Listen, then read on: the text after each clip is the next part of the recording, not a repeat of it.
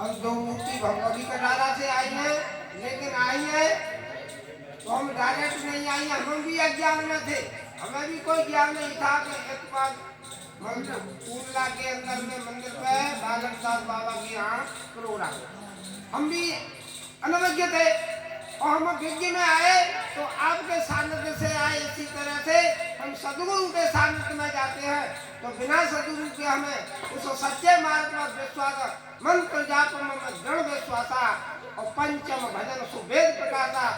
जब अग्नि से हम स्पर्श करते हैं तो अग्नि हमें तुरंत ही एहसास कराती है गर्म है। इसी तरह से सदगुरु के वचनों पर हम दृढ़ विश्वास करते हैं तो मैं सदगुरु उस ज्ञान की तरफ ले जाता है कि देख तू क्या है, तेरा स्वरूप क्या है। परमात्मा की कृपा, संत महापुरुषों, सीता सती उनसा जैसी मेरी माता बहनें, मैं इस प्रांगण में ये घोषणा करता हूँ कि बिना सदगुरु की कृपा से कोई भी जीव अपना कल्याण नहीं कर सकता। बिना सदगुरु की कृपा से चाहे साकार में हमें वर्तमान में किसी से कोई भी सीखना हो तो हम उसके सानिध्य में और जितने हम अपनी सेवा से उसके दिल को जीत सकेंगे उतना ही वो हमें हुनर उड़ेल करके जल्दी दे देगा।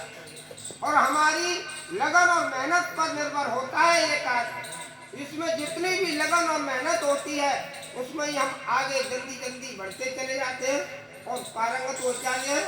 और एक स्थिति ऐसी आती है कि भ्रम भाज गए लख लाखों के, एक के नहीं, भ्रम भाज गए लख लाखों के, गुरु पद में जो लवलीन हुए, जग में न कभी वो दीन हुए, आधीन हुए तन छीन हुए। आधीनता किसी में नहीं अपनाई, ये तन छीन होता चला गया, होता रहेगा जीवन में। और ज्ञान भी है, भरपूर है, बस यह ज्ञान वही है अपने को आप भूल के, अपने को आप भूल के हैरान हो रहा, माया के जाल में फंसा वीरान हो रहा, माया के जाल में फंसा वीरान हो रहा। माया क्या है? माया के बारे में विद्वान हमारे कुशल संचालक महोदय इतने भी सभी जानते हैं।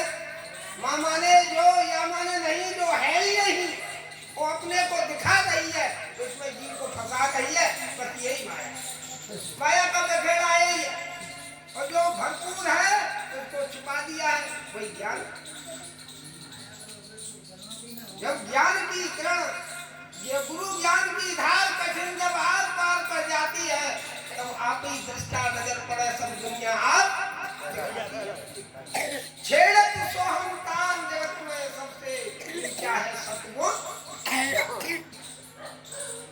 जगत में सबसे ऊंचा है सतगुण। निवाल काफी बैठे हुए हैं, हम तो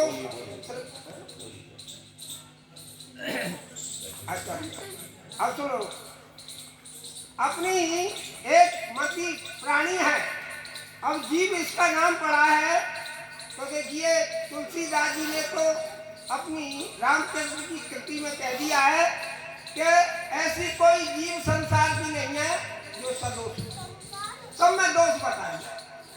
जड़ चेतन गुण दोषमय विश्व की करता, अब कह दिया जड़ चेतन गुण दोषमय, दोष तो कुछ ना कुछ आया, इसीलिए इसका नाम जीव और आत्मा संग में लगाया।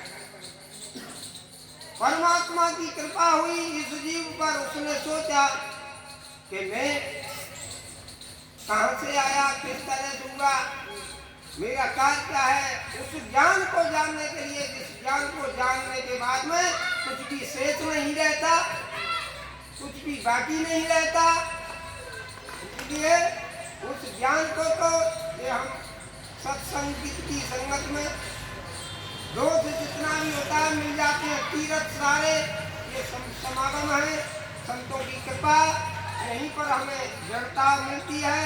जिस जैसे की जीव की जगत होती है।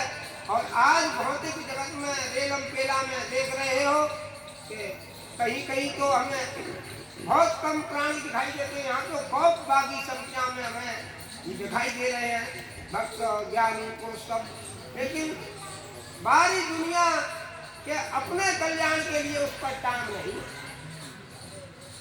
अपने कल्याण के लिए उस पर टांग नहीं है। एक भजन के माध्यम से मैं प्रकाश डालता हूँ किस तरह से कि आली